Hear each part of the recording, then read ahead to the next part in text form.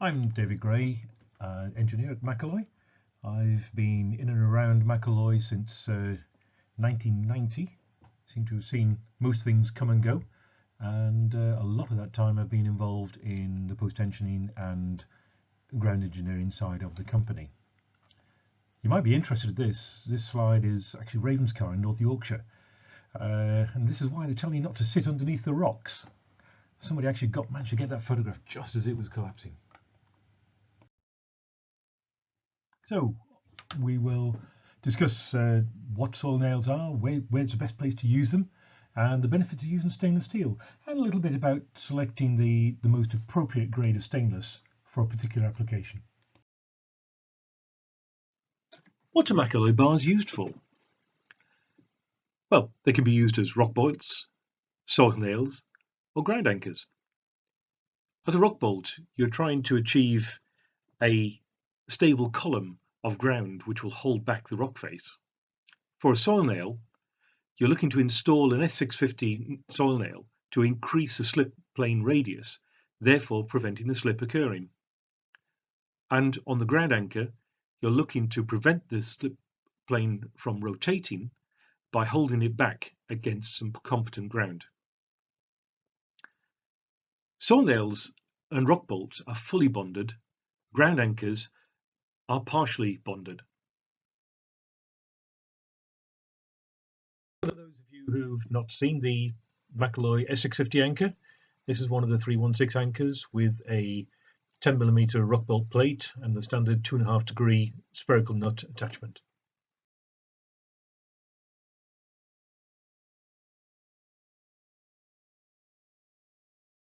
Macalloy offer the full range of S650 bars from 16mm to 50mm, and that's giving us a range capacity in kilonewtons of 140 kilonewtons to 1487 kilonewtons.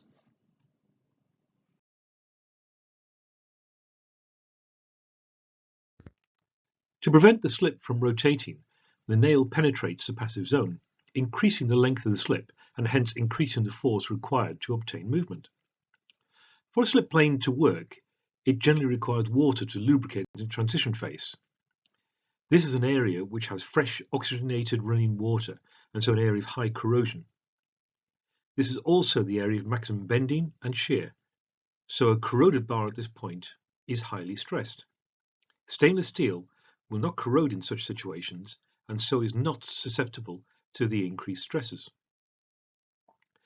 It is the area of high bending and shear, so a DCP soil nail may also have damage to the corrosion protection at this critical point.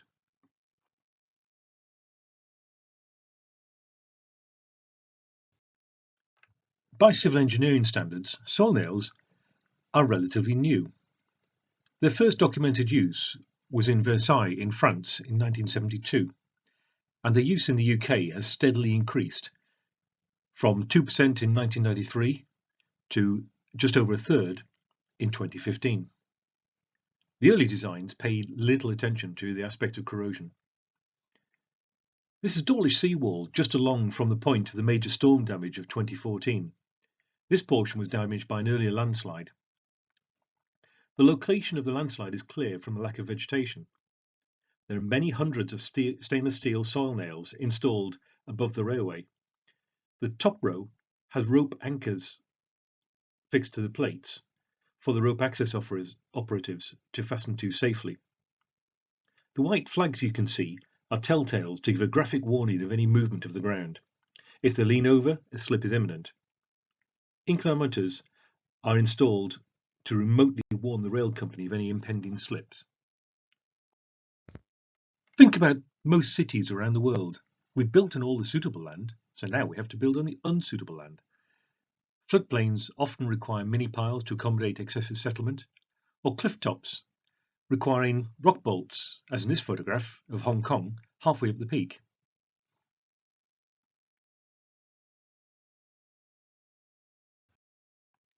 In this durability section, we'll consider the types of corrosion and designing for its prevention. Considering the types of corrosion control, firstly, coatings.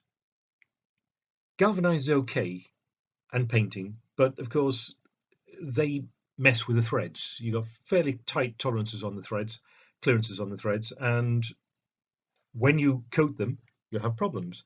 And of course, if you brush the threads on a galvanized bar, you will not have the same corrosion protection that you would from a fully dipped bar. Now on GRP, modern GRP is good in corrosion.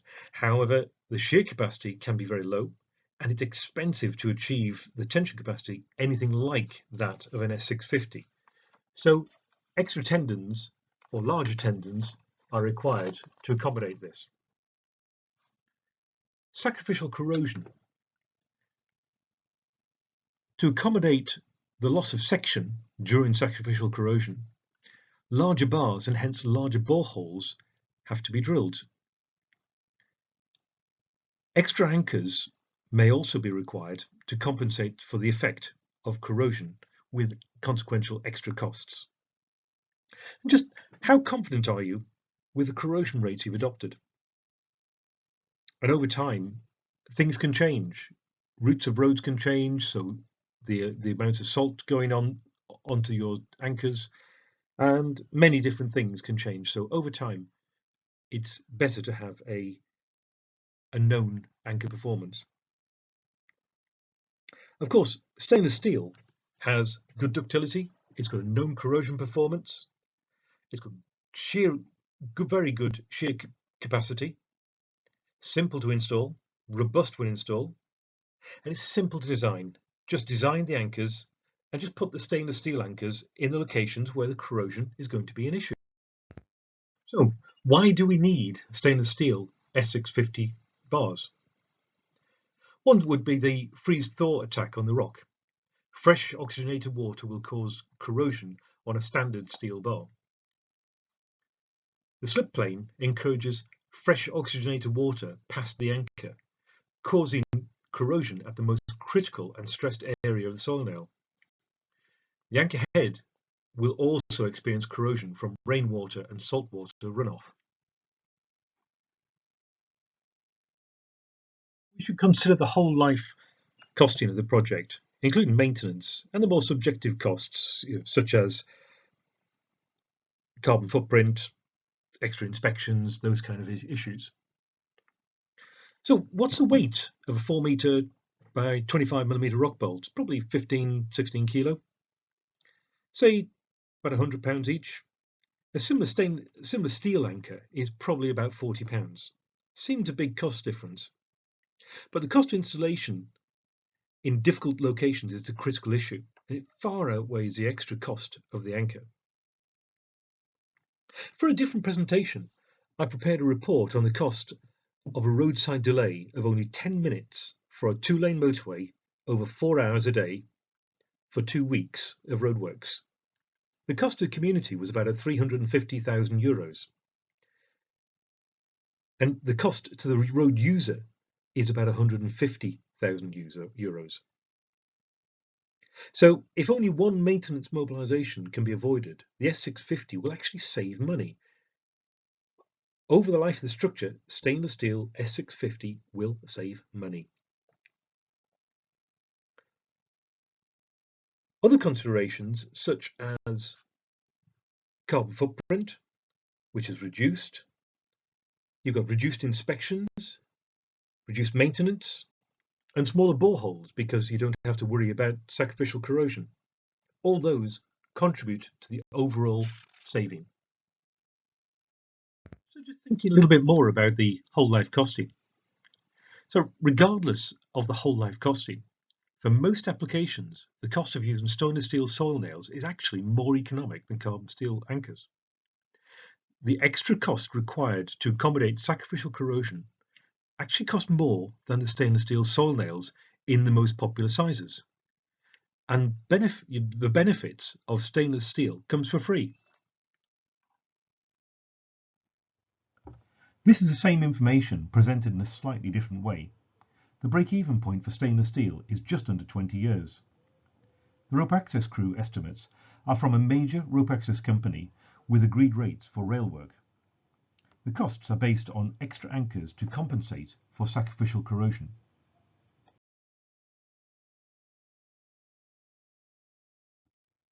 Balancing the cost of stainless steel and carbon steel soil nails. Obviously, the initial cost of stainless steel soil nails is higher than that of carbon steel option. You need extra carbon steel bars to allow for the sacrificial corrosion, with the extra cost for both bars, drilling and labour. Later in the project, extra inspections and maintenance will be needed.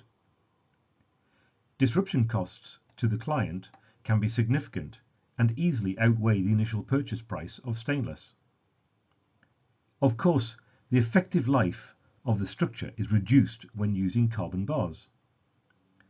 Selective substitution with stainless bars is the most economic long-term solution. A common application for soil nails and anchors include the construction of new steeper slopes. This image shows us creating a large car park at the rear of a new shopping centre. Notice the use of geotextile structural grid, the white, to retain the slope, and the green soft facing, which would later promote stabilising plant growth. This is an old image of Macalloy soil nails on a retaining wall.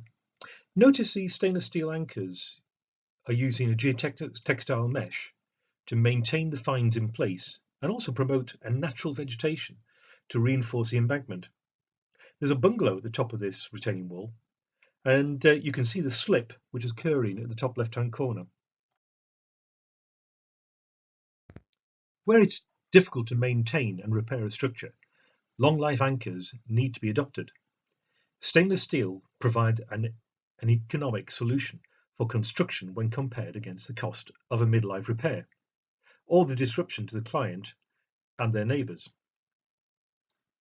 Where the consequence of failure is dramatic, long-life nails should be adopted. Stainless steel performs well with careful selection of the correct grade, and a long-life, safe, economic slope design can be provided. Where geotechnical uncertainties are likely to be an issue, stainless steel has a bright future. It has been used in many varied applications as far back as 1927 in the foundations and of the refurbishment of St. Paul's Cathedral in London. The great thing about stainless S650 bar is its versatility. It can be a soil nail, a rock bolt, a ground anchor, and the applications are immense. A typical railway embankment stabilisation. When tunnelling and with roof bolts, the aim is to create an arch of reinforced ground to support the main body of the mountain above. When the East Coast Main Line was being electrified in the early 2000s, many of the tunnels were upgraded, requiring the floor of the tunnel to be lowered to give headroom for the pantograph cables. Stainless rock bolts were installed to hold up the Victorian brick-lined tunnels, and then a stainless mesh was fastened to the anchors, and the tunnel was then concrete sprayed. Anchors were also placed vertically down in some locations to prevent heave of the floor. Mini-piling and underpinning are standard rectification for bridges and buildings. However, the simplicity of the stainless nail or pile makes installation and assured longevity certain. The London Road Bridge in Doncaster is underpinned using exactly this system, using Macalloy bars.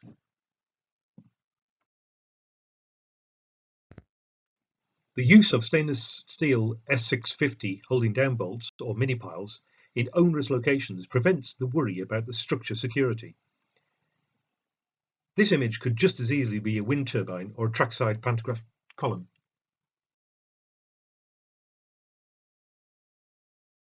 S650 is a perfect tool to recover brick arch bridges, providing a high corrosive resistance in a harsh environment, and also having exemplary bond characteristics.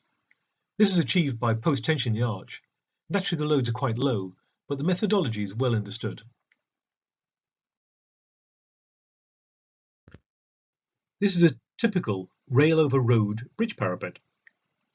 BSEN 1992 requires that any bar protruding through the surface of the concrete should be stainless steel, and the 316 grade S650 bar is ideal in this application. It should be fully threaded for the bond.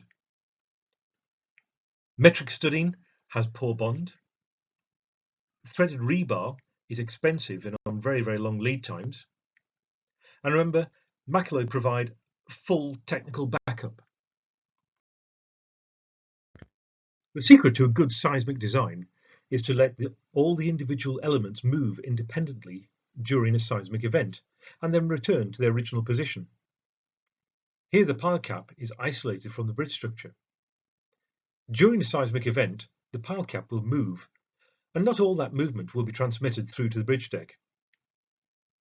In this situation, it's impossible to protect the bar and the anchor head from corrosion as it passes through the pile cap. So a 316 or duplex stainless is used in this location. Stainless steel is adopted because of its superior corrosion properties and relatively high ductility. So, in conclusion, what are soil nails? They're a cheap solution to soil instability. Benefits of stainless steel soil nails: easy to design and install. Design the structure once and later go through and select where the high corrosion resistance bars are required. Durability: fix and forget. Stainless steel's S650. Applications: road, rail, tunneling, underpinning, seismic, wind turbines. Thank you for your attention, and I trust that it has provided you with some ideas for the use of stainless steel anchors in the future.